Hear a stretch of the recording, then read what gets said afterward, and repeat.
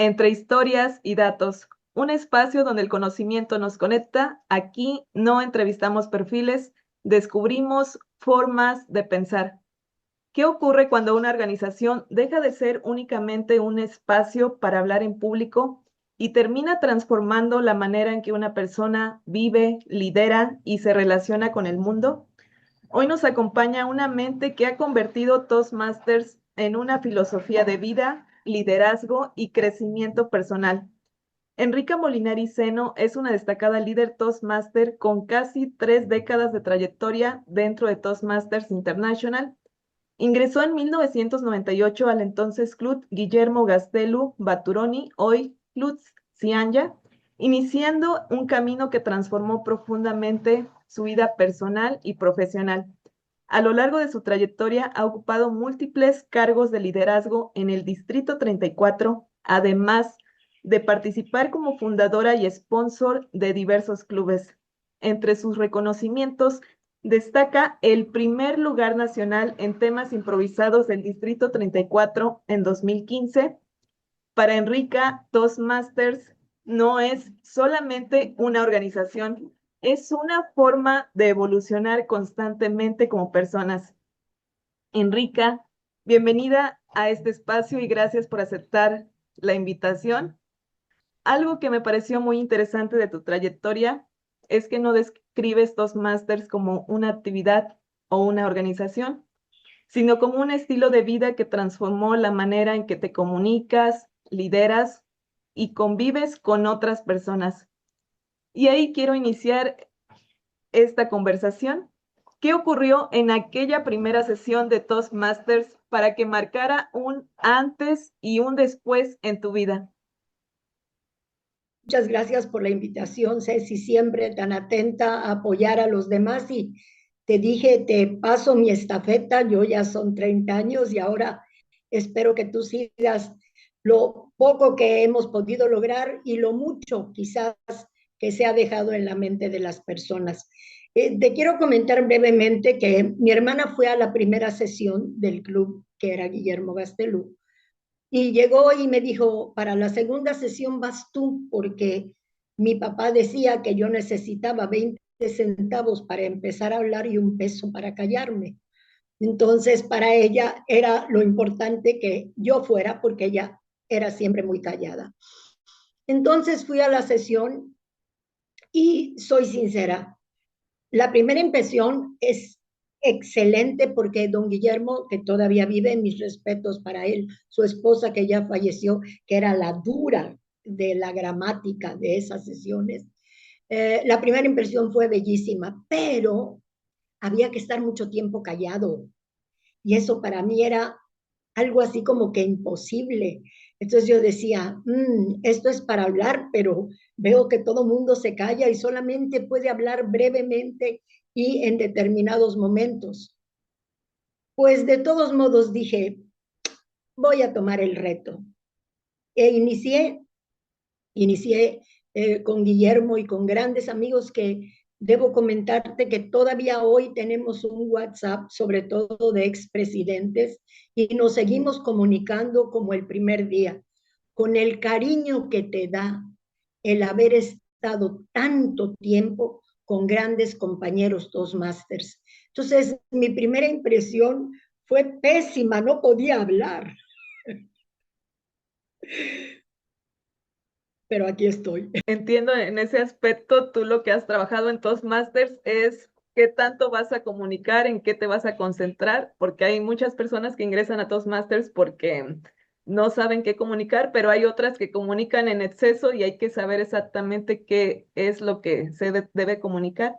En ese camino dentro de Toastmasters, ¿cómo ha evolucionado la manera de entender la comunicación y el liderazgo? Mira, es una plataforma excelente para conocernos y para conocer el ser humano. Yo tengo una impresión de personas excelentes y otras no tanto como en el mundo normal.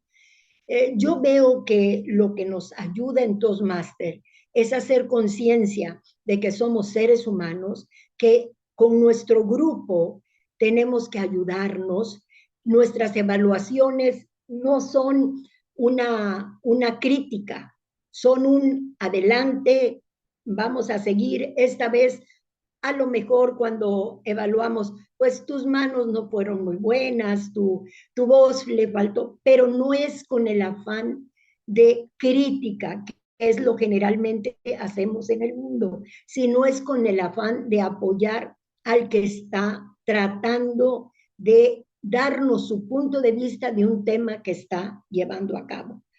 En ese sentido, yo creo que una de las maravillas de una sesión Toastmasters es que a lo mejor no tenemos en ese momento nuestro mejor momento familiar, nuestro mejor momento de trabajo, nuestro mejor momento de vida, pero que al llegar a un club nos olvidamos entrando por la puerta y vamos a ayudar a los demás.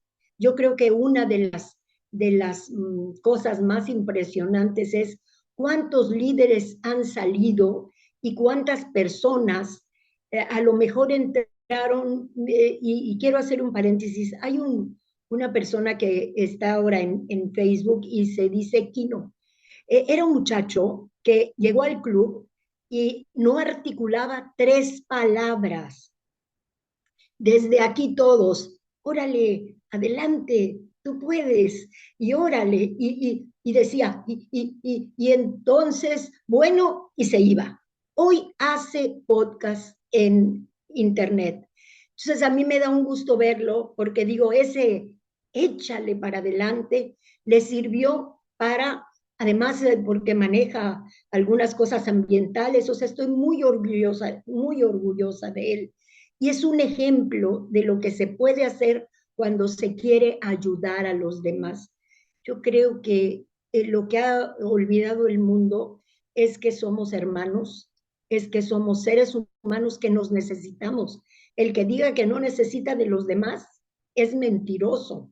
Nos necesitamos unos a otros, pero si nos tomamos de la mano, como en una sesión, tú has estado en las sesiones, sabes cómo una sonrisa, aún los que estamos a veces en línea, una sonrisa, un movimiento de mano hace que el que está hablando salga adelante. Para mí eso es una de las metas, de los beneficios y de lo mejor que nos da Toastmasters.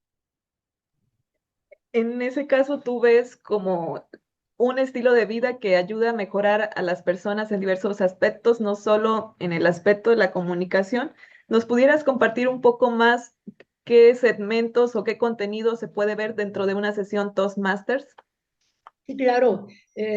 Yo creo que desde antes de la sesión, dar los cargos para una sesión, yo le tengo error al gramatical. Es algo que me cuesta mucho trabajo aún hoy.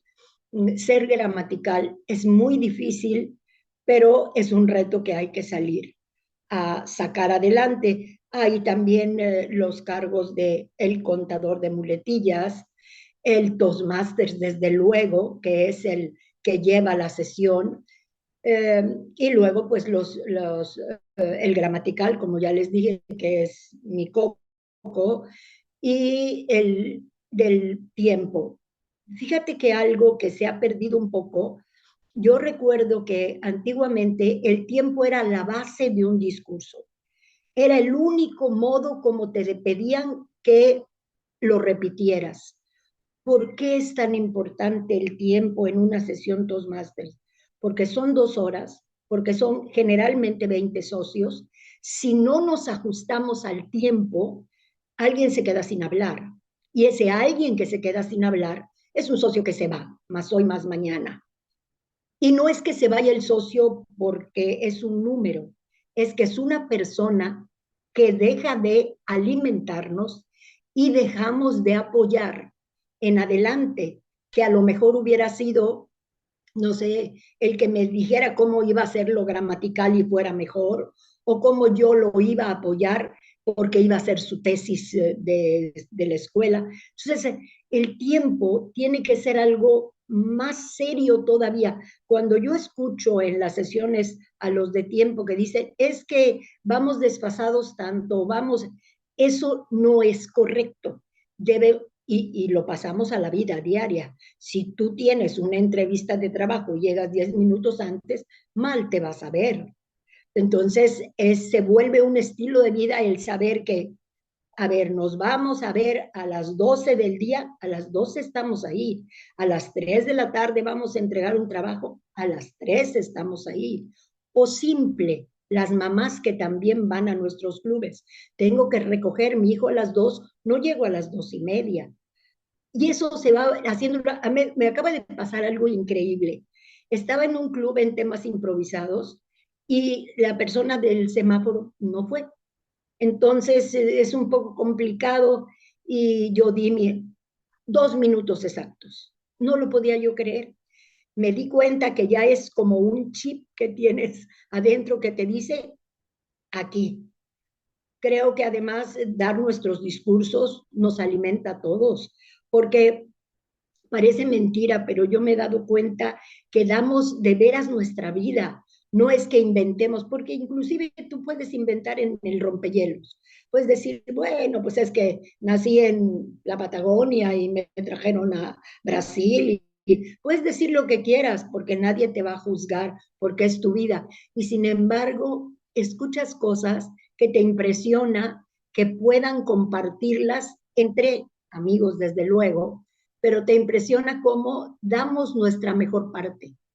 Y luego, bueno, pues las evaluaciones que yo entiendo que nuestras evaluaciones son un poquito cansadas porque ya estamos de, cuando menos yo, de reprimirme de no hablar. Entonces estamos ya como que queremos hablar y tenemos que escuchar. Entonces, a lo mejor yo lo que cambiaría un poco es hacer las evaluaciones un poco más cortas. De ahí en fuera, todo es excelente lo que hay en una sesión.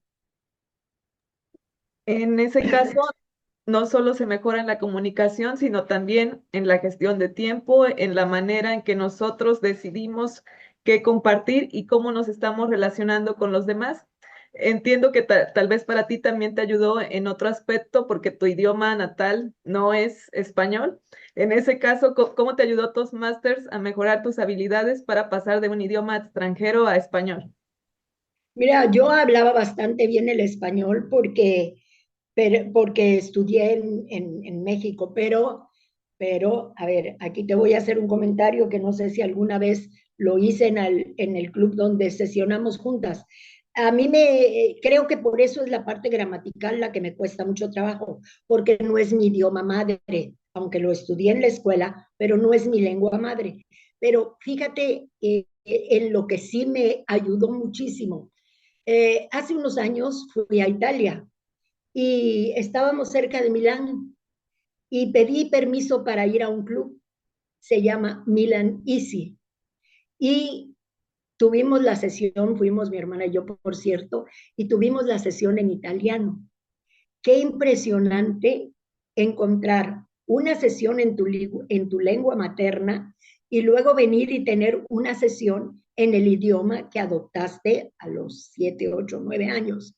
¿Qué diferencia? Y sí se siente, vuelvo siempre a lo mismo, la parte gramatical mucho más fácil en el italiano que en el español, pero obvio, como lo tengo que hablar siempre y como siempre me he preocupado de no faltar a sesiones semana con semana, creo que pocas fallas tengo en el español.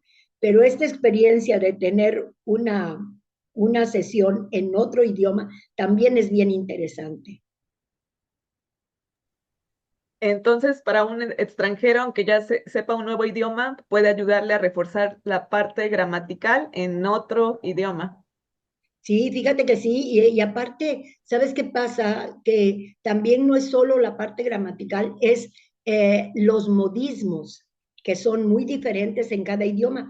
Yo creo que las personas que están en otras partes del mundo, por ejemplo, estudiando español, podrían entrar a clubes mexicanos o, bueno, si entran a Misantla, bienvenidos, pero podrían entrar a cualquier club del mundo en español y los ayudaría muchísimo. Hay un club en España que se llama, precisamente creo, El Español, y hay personas de distintas nacionalidades y si te das cuenta, qué curioso, cuando están hablando, no sé, un inglés español, o, y cómo se van adaptando y cómo van apoyándose en todos los socios para el español. Yo lo doy como un consejo y como una herramienta para el idioma, igual como nosotros. Bueno, tú también hablas italiano. Algún día nos iremos a un club de Italia, pero también puede ser los que hablan inglés, poder ir a otros clubes, porque sabes que es lo mismo. O sea, somos hermanos todos en lo mismo. No vas a encontrar groserías, no vas a encontrar quien se ría de ti si dices una tontería. O sea, no, es como una hermandad y es un consejo muy bueno, sobre todo, ¿sabes, Ceci? Para los jóvenes que están estudiando otros idiomas, que a lo mejor quieren abarcar otros países para su estudio, sería excelente que entraran a un club en español si son de lengua materna y también que visitaran clubes, porque además con la membresía que tienen pueden visitar y estar en cualquier club. No es necesario que paguen este club y otro, eso después se hablará, pero no es necesario que pague aquí y pague en inglés y pague.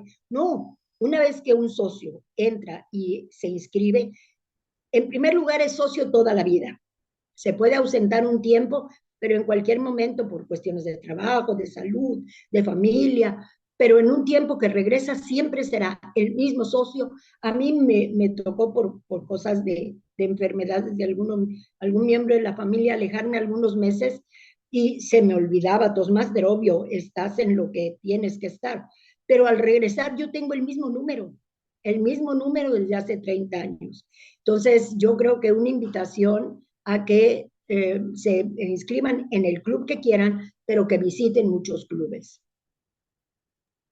Entiendo lo que nos compartes, que va más allá de estar dentro de un club, sino también aprender cuestiones culturales como los modismos o variantes regionales que pueda haber, a pesar de que sean todos en el mismo idioma.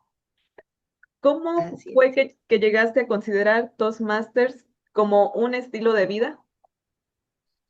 Híjole, hace muchos años tuve una, una desaveniencia familiar que me mantuvo cerca de un año fuera, pero mis socios, mis amigos, nunca me dejaron. Aún en esos momentos me hablaban, me citaban a tomar un café, no me dejaron nunca de la mano. Entonces, en cuanto yo pude regresar, regresé a mis clubes con mis amigos porque me di cuenta que el estilo de vida de cada persona es ayudar a los demás y a mí no me habían dejado sola en ningún momento. Es más, les quiero decir, creo que en los momentos más difíciles de mi vida siempre hubo un socio Toastmasters junto de mí. Entonces se vuelve para ti el estilo de vida por el tiempo, aprendes a hablar un poco más fluido. Conste que siempre mejoramos. Nunca hay que dejar porque siempre podemos mejorar. Pero sobre todo, dejas una cantidad de amigos que es impresionante. Pero amigos sinceros, amigos que te van a ayudar a que mejores tu nivel de vida, a que cuando estás más doblado te digan tú sí puedes. Y entonces después de que te pasa eso, ¿cómo no vas a adoptar como una línea de vida el ser puntual en tu sesión, el ser puntual, si vas a dar un discurso, lo vas a dar, bueno, salvo casos de fuerza mayor. Pero si no es así, yo lo que he visto en todos los clubes, si yo voy a ser gramatical, voy a ser gramatical. Si yo voy a dar un discurso, yo voy a dar un discurso. Si yo voy a hacer el cargo que quieras en un club, eso lo llevas a la vida. Hace unos momentos estaba muy cansada, tuve unas cosas que hacer ayer, pero yo a las 11:30 ya estaba viendo mi computadora, viendo como si fuera una sesión.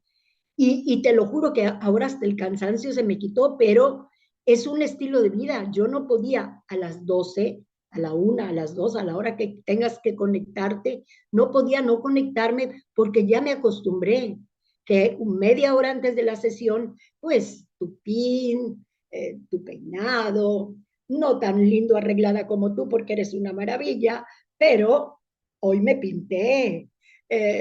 O sea, ¿por qué? Porque eso es el estilo Toastmasters, es lo que aprendiste, que te tienes que ver bien, que tienes que ser sonriente, que tienes que olvidar los problemas que tienes en casa y enfocarte en ayudar a los demás. Porque no podemos negar, la ayuda que das a los demás viene de regreso. El cielo es muy noble, lo que va, viene. Ese estilo de vida que tienes se ha construido durante varias décadas y tú también has podido construir a más personas con ese estilo de vida. Y lo que comentas que nos vemos bien, pero también decimos las cosas bien o al menos tratamos de decirlas bien. Además de los discursos, algo importante son los cargos de liderazgo dentro de Toastmasters. De esos cargos que has tomado, ¿cuál ha sido el que más has disfrutado? Híjole, en el 2006 fui gobernadora de te voy a decir lo que era en esa época, ahora no sé cómo es, porque era un solo distrito, el distrito 34, y nosotros en Veracruz, en Cian, ya estábamos en la división E. Entonces, fíjate, esa era Villahermosa, Coatzacoalcos, San Andrés, me parece que Acayucan y los de Veracruz. Y me tocó y me dio mucho gusto porque me encantó visitarlos a todos. No sabes hoy, cuando a veces todavía hay reuniones, sobre todo con Coatzacoalcos, Acayucan, ahora San Andrés que revivió, volverlos a ver después de tanto, que además yo iba personalmente, porque no es como ahora que tu gobernador puede ir a través de Zoom hacer tu revisión y apoyar. No, yo iba personalmente. Empezaba en San Andrés, me iba a Cayucan y luego a Coatzacoalcos. Entonces quedaron grandes amigos todavía hoy. Y yo creo que uno de los logros que más me enorgullece, ojalá y haya divisiones con ese número de socios, pero dejé 450 socios en la división el día que yo entregué. Y además me dio mucho gusto porque a los que tuvieron preponderancia, les hice unas tiras como se hacen cuando sales de la universidad, pero en vez de decir el logo de la universidad, y todavía tengo una, le puse Toastmasters. Y entonces cada uno parecía graduado, le poníamos su cinta y en unión de la gobernadora que entró después que yo, hicimos una muy bonita fiesta, sencilla como todo lo que es Toastmasters, y pudimos entregar esos premios. Y el día de hoy que los veo, y algunos ya se nos adelantaron, otros todavía están y están en el club, y de veras me da muchísimo gusto porque fue una época muy bonita. Y yo creo que una de las cosas más importantes que tenemos en la organización, esa parte es la parte política, podríamos llamarla así, pero es una parte política en que te enseña cómo debe ser la política, ayudar a los demás, no llegar a una reunión y soy la gobernadora de la división y entonces ríndeme homenaje porque yo soy. No, eres la humilde gobernadora de la división que durante todo un año estás al servicio de los demás. Entonces, cuando aprendes esa parte política, te das cuenta de la diferencia que hay entre política fuera de Toastmasters y política dentro de Toastmasters. Y el que no logra esa humildad, pues no le sirvió de nada, pero pues eso ya es cada quien y como en todos lados la historia juzga.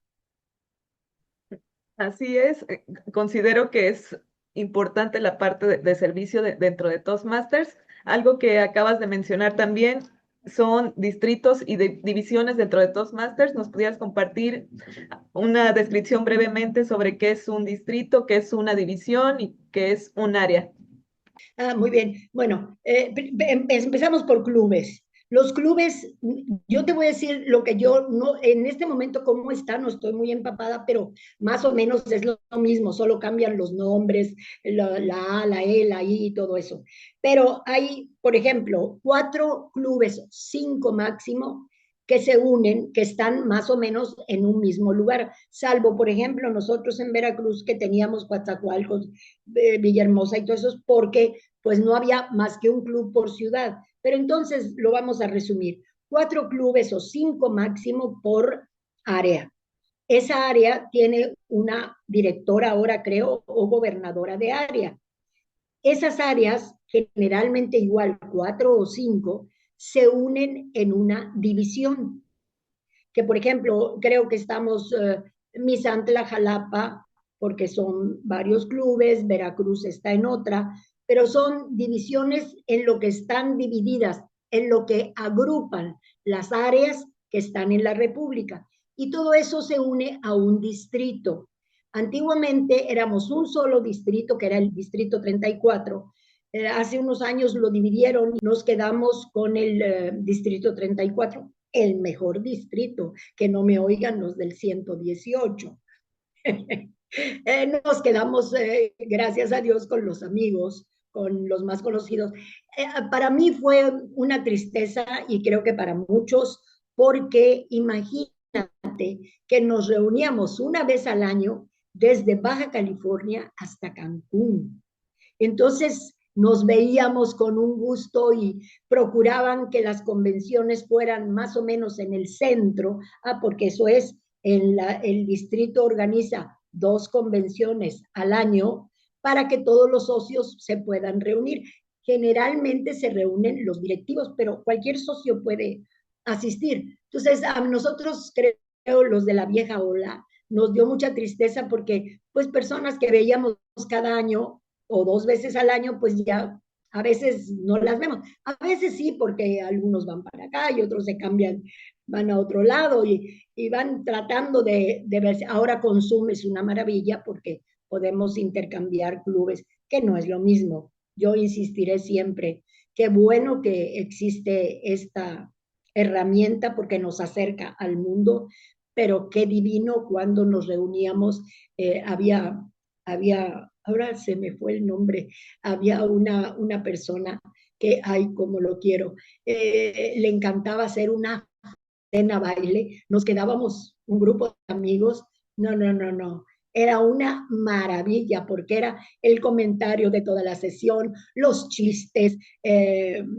bueno, nos amanecía con todos los que nos veíamos cada año. Entonces, bueno, ahora un saludo a los del 118, son grandes amigos, y bueno, los del 34, ni decir nada. Es una muy buena organización para reunir a los, ¿cómo se llama? A los dirigentes en este momento, pero también a los socios que quieran ir. La última que yo fui éramos 500. Excelente con lo que nos compartes. Entonces, los clubes forman áreas, las áreas forman divisiones y las divisiones forman distritos. Distritos. Como sabemos, Toastmasters es una organización a nivel internacional, entonces sí necesita ciertas sedes para tener un acercamiento a los socios, porque cada uno de los clubes eso es lo que brinda un acercamiento entre socios que viven en regiones geográficas que están cercanas o si no, a través de la virtualidad. ¿Tú has visto crecer múltiples generaciones dentro de Toastmasters? ¿Qué has aprendido observando el crecimiento de ellos dentro de Toastmasters? A mí me gusta mucho ver sobre todo a los jóvenes. En una época en Cianya tuvimos muchos jóvenes. Uno de ellos ahora escribe en el periódico Reforma, una está en Inglaterra, asistiendo a clubes en Inglaterra, otro está en un área bancaria, otros tomaron la iniciativa privada. No sabes cuando veo, sobre todo los jóvenes, cuando veo esos jóvenes que pudieron hacer su tesis, manejarse mejor en su examen profesional y ahora poder ser más amplios de criterio y tener más seguridad. Yo me siento satisfecha. Yo siempre digo, si todo ser humano ayudara a una persona, a una, no necesitas ayudar a más. Con que hayas ayudado a uno en tu vida, ya te puedes morir tranquilo.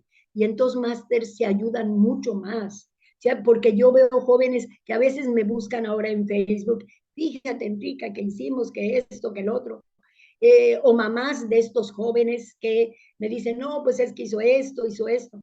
Si te recuerdan o no, no importa. Lo importante es saber que pudiste ver que jóvenes y, a ver, personas mayores, porque este muchacho que te digo que no podía articular 3 palabras, ahora cuando veo sus podcasts en Facebook, digo, bueno, qué cosa tan bella que pudimos estar todos atrás de él, órale, órale, órale, y así como él, muchos, aún personas mayores que no podían hablar bien y con la confianza que sientes de que estás ahí, y creo que te ha pasado también, cuando estás ahí no pones cara de, ay, no pueden, no quieren, pones cara de, adelante, tú puedes, o sea, estás viendo a todo mundo que no te critica, que te anima, y eso yo creo que es una satisfacción muy grande en la vida poder ayudar a alguien. Pero repito, si alguien te agradece, una persona en el mundo te agradece que hiciste algo, ya hiciste un bien a la humanidad. Entonces, tú has podido ver el crecimiento en las actividades profesionales y actividades personales de muchos socios dentro de toda tu trayectoria, pero también sé que ganaste el primer lugar nacional en temas improvisados en 2015. ¿Qué te enseñó la improvisación sobre la vida fuera del escenario? Mira, ese fue un parteaguas en mi vida porque siempre, la verdad, los socios siempre fueron tan amables conmigo que muchas veces en los clubes ganaba el primer lugar. Entonces, a lo mejor me sentía que, ay, pues ya, muy buena, ¿no? Ay, no, pues ganaste el primer lugar. Entonces, esa vez que fuimos a Aguascalientes, que gané el primer lugar, que fui a representar a, no al Distrito 34, a la división, en el camino, yo, unos nervios que no te puedo comentar, o sea, llegó un momento que dije, no, y íbamos para Aguascalientes, y dije, no concurso, punto. Entonces alguien iba sentado conmigo junto en el camión y me dijo, a ver, ¿qué es lo que pasa? Le dije, no, porque una cosa es aquí en Veracruz y otra allá. Entonces me dijo, lo que pasa, Enrica, es que tú siempre has concursado para ganarle a los demás. ¿Por qué esta vez no concursas para ganarte a ti misma? Y fue una gran enseñanza, porque cuando llegamos el día del concurso, yo estaba muy nerviosa, pero me gusta mucho tocar el piano, toco muy mal, pero toco. Y había un piano afuera de la sala donde sabes que esperamos todos, y afortunadamente me tocó el número 12 de 14. Entonces me fui a sentar al piano y me olvidé, porque cuando estás afuera con los demás concursantes, obvio, y entonces sí que nos preguntarán y que nos dirán y que... Entonces dije, yo me olvido de eso, voy a ganarme yo. Entonces me senté al piano hasta que llegaron y me tocaron y me dijeron, te toca a ti. Entré y ese fue el único detalle que a lo mejor me hizo reflexionar más, pero me entró pánico. En Aguascalientes, la persona que acompañaba de la puerta al estrado a los concursantes era una Catrina. Yo de verme la muerte enfrente, la realidad como que no me ayudó mucho, pero volví a lo mismo. Si hay algo que no me gusta hablar es precisamente de la muerte. Y entonces me dije, olvídalo y gánate a ti misma. Y me hicieron una pregunta muy interesante, porque la pregunta era, ¿cuál ha sido la decisión más importante que has tenido que tomar en tu vida? Y yo lo referí a una decisión cuando un hijo mío tuve que decir si lo operaban o no. Entonces yo creo que puse, todo ayudó porque era ganarme a mí misma y expresar mis sentimientos sobre una decisión sobre un hijo. Y yo creo que eso llega al alma de las personas. Y yo creo que por eso fueron tan lindos en darme el primer lugar. Y es una experiencia que nunca voy a olvidar porque no sé por qué ha llamado mucho la atención eso de que en primer lugar a nivel nacional, cuando, o sea, es un concurso como cualquier concurso de club, pero te marca. Y yo a veces, el video está en internet y a veces cuando lo veo me llama mucho la atención porque cuando iba caminando escucho ahora en el video la voz de mi amiga Adi que dice, es tuya, como que la pregunta, porque ella ya había escuchado la pregunta anteriormente. Entonces se unieron mis amigos, se unió mi hijo, se unió un ambiente fabuloso que saben que se hace en las convenciones y me dio esa satisfacción que si bien podría decir un orgullo, pero te lo juro que lo tomo como cuando haces tu examen profesional en la universidad. De ahí en adelante sigo yendo a clubes, sigo participando, pero para mí ese fue el máximo de toda mi enseñanza y ahora quiero dársela a quien le pueda servir. Excelente, Enrica. Entonces, para ganar ese primer lugar, competiste contra ti misma, pero te sirvió el apoyo de los amigos y principalmente tener una historia personal que llevara a reflexionar a quienes te estaban escuchando, a los evaluadores. También has participado en la creación y fortalecimiento de distintos clubes. ¿Qué tienen en común los clubes que logran crecer y permanecer unidos? Fíjate que gracias a Dios, de todos los clubes que he participado, obvio que no los fundé yo sola, solamente uno desapareció, los demás de algún modo están todavía vivos. Yo creo que una de las cosas más importantes es dar lo mejor de ti mismo, tratar de no abandonarlos, pero sobre todo no querer imponer lo que tú quieras, dar la libertad, porque aunque hay una temática, yo creo que dar la libertad a cada club que haga lo que crea conveniente es lo mejor, porque querer que sean como tú eres, pues es demasiado egoísta. O sea, lo importante es dar como el primer empujón para que empiece el club, pero después abrirte, vigilar, dar un consejo si te lo piden, pero dejarlos como aquel niño que lo enseñaste a caminar y llega un momento que pues tendrá que caminar solo, tropezar, tendrá que hacer mil cosas, pero solo. Y tú desde arriba, nada más cuando puedas dar una mano, cuando puedas, cuando te pidan un consejo. Yo creo que lo que ha pasado en Veracruz, no sé en otras partes del mundo, pero creo que es lo mismo. Lo que ha pasado es que esto está como una parte que dice, muchos son los invitados y pocos los acogidos. Yo creo que se invita a muchas personas, pero no todos se quedan. Y el que se queda es porque es una, no porque los demás sean malos, pero permíteme que diga, es una buena persona que quiere darse a los demás, que no llegó al club porque, ay, yo, sino porque va a darse a los demás. Y en ese darse, recibe de veras un montón, o sea, no son palabras huecas, son realidades. Entre más das, más recibes. Y no es que das para recibir, o sea, lo das porque nace, porque ves como por ejemplo, Pablito, jóvenes que están empezando, que les das una palabra de apoyo, pues no las das para recibir nada a cambio. Sin embargo, la vida te lo regresa. Yo creo y estoy firmemente convencida que si en la vida todos diéramos, todos seríamos sanos, fuertes, ricos, sabios, todo lo tendríamos. El egoísmo está matando el mundo.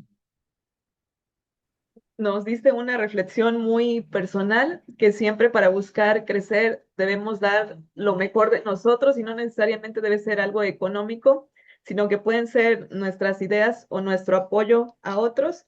También tratar de no abandonar a los clubes una vez que se forman y sobre todo dar un empuje, pero que no sea el empuje para tirarlos, sino para apoyarlos y únicamente cuando sea necesario o cuando haya épocas de crisis dentro de los clubes. Vivimos actualmente en una época donde muchos jóvenes o incluso los adultos tienen miedo de expresarse o de creer en sí mismos. ¿Qué consideras que necesitan escuchar para desarrollar confianza y liderazgo? Me van a matar los comerciantes. Dejar el teléfono, dejar la computadora, tomar libros, estudiar historia, eh, tratar de escribir a mano lo que piensan. Mira, yo un consejo que le daría a los jóvenes para poder hablar mejor. Una vez alguien me dijo, yo te quiero mañana hablar con mi hijo, vamos a poner. Entonces, hoy en la noche voy a escribir lo que le quiero decir. Y entonces escribo, busco alguna frase en algún libro, escribo. Y el día siguiente voy a hablar con él en la tarde, entonces en la mañana lo leo y, ay no, pues es que esto no es lo que yo quería decir y lo corrijo. Y luego al rato lo corrijo. ¿Por qué? Porque lo primero que sale de la boca no es lo que realmente nace de nuestro corazón. Muchas veces la ira, el coraje o el miedo cuando vas a hablar con tu jefe hacen que digas cosas que no quieres decir, pero que salen. Entonces, a mí me llama mucho la atención ahora que veo los jóvenes y que empiezan. ¿Quién era Benito Juárez? Y agarran un teléfono y dicen, chat, quién sabe qué cosa. Dime quién es Benito Juárez. Y te lanza una historia, pero es una historia sin corazón. Es una historia dicha por una máquina. No lo vamos a olvidar nunca.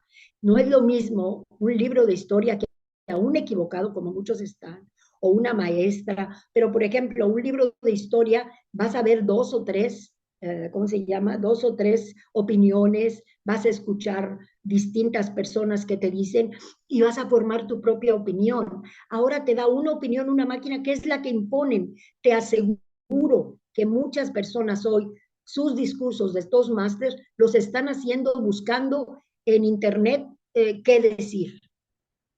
Y eso se nota. Cuando las cosas no salen del corazón, cuando las cosas no salen, creo firmemente que para convencer a alguien tienes que hablar desde el fondo de tu corazón tus experiencias, porque si no son tus experiencias, ¿cómo sabes que son buenas? O sea, yo te puedo hablar de la guerra, lo que pueden decir en internet, mejor te voy a platicar de la guerra lo que me contaba mi papá. Eso no está en ninguna historia. Por poner un ejemplo, claro que mucho hay que investigarlo, pero no, ay, tengo que hacer un discurso para la escuela y ay, bla, bla, bla, no sé cómo le hacen y hablan y preguntan y esa máquina les contesta y les da el discurso. Ese nunca le va a llegar a nadie, porque si no te sale de tu experiencia hablar de ti, claro, no te vas a desnudar ante el mundo. Hay cosas que nunca vas a decir, pero si lo que yo viví e hice mal te sirve a ti, adelante. Nos compartes algo muy importante que es ser auténticos y hablar de experiencias personales. También tocaste un tema sobre la historia. ¿Cómo nació en ti el interés en la historia? Híjole, yo creo que por mi papá. Mi papá nació en 1907 y le tocaron las dos guerras. Y era bien impresionante platicar con él porque fue telefonista, radiotelefonista en un submarino.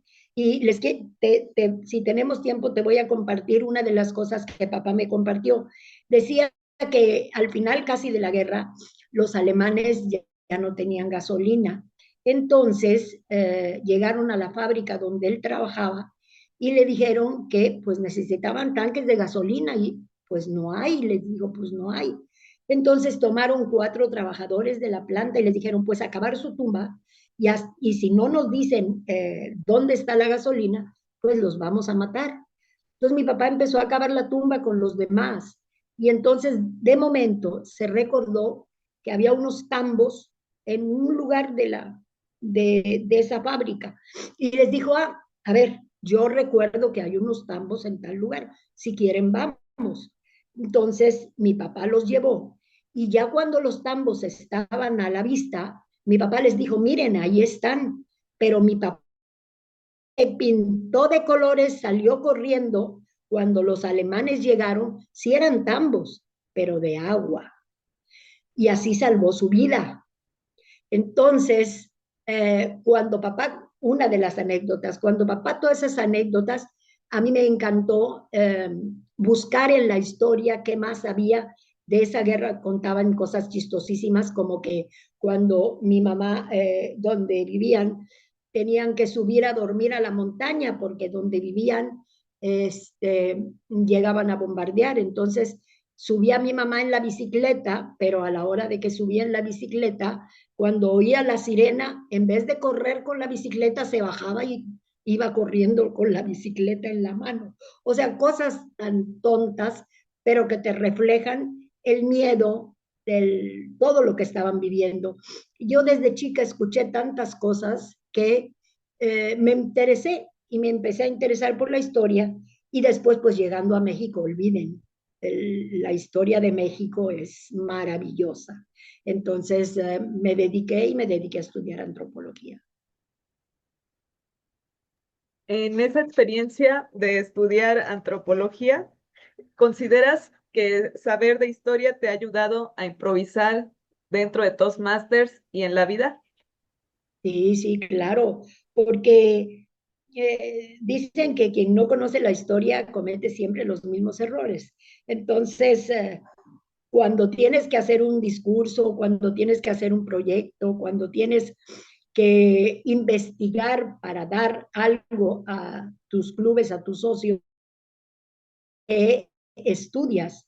Y muchas veces me encantó hablar de la historia, sobre todo de aquí del estado de Veracruz, porque aunque en México en general es Florida y increíble la historia, en el estado de Veracruz tenemos cosas maravillosas y cosas que la gente ni siquiera recuerda, ni siquiera conoce, o cosas simples como era, simplemente como era Veracruz cuando yo llegué. O sea, todas esas cosas, todas esas investigaciones me ayudaron mucho a hacer mis proyectos, a hacer mis discursos, porque volvemos a lo mismo, hablaba de la historia desde mi experiencia. Y eso yo creo que sí empata con las personas. Considero que una de tus principales cualidades es la autenticidad que tienes para contar tus vivencias y también tus aprendizajes o incluso las de otras personas como las que he tenido la oportunidad de escuchar sobre tu papá. Después de casi 3 décadas que has formado tanto líderes, comunicadores o incluso personas que has motivado a estudiar historia, ¿qué cualidad consideras que es indispensable en una persona que realmente quiera generar impacto en los demás? Híjole, yo creo que ser auténtico, no, no podría, te lo podría definir en muchas cosas, pero yo creo que ser congruente, auténtico y tratar, porque a veces no se puede, la vida, estamos de acuerdo que a veces la vida nos lleva por lugares, quizás no por nosotros, sino pues circunstancias de la vida, por otras personas, que hay algunas que no conocen Toastmasters y a veces no son tan buenas. Pero yo creo que la autenticidad de una persona es lo que más te hace que tú puedas no influir, porque yo creo que no se trata de influir, se trata de verme lo que me pasó, ve mi ejemplo para que el tuyo no sea lo mismo en un lugar, en cosas a lo mejor tristes.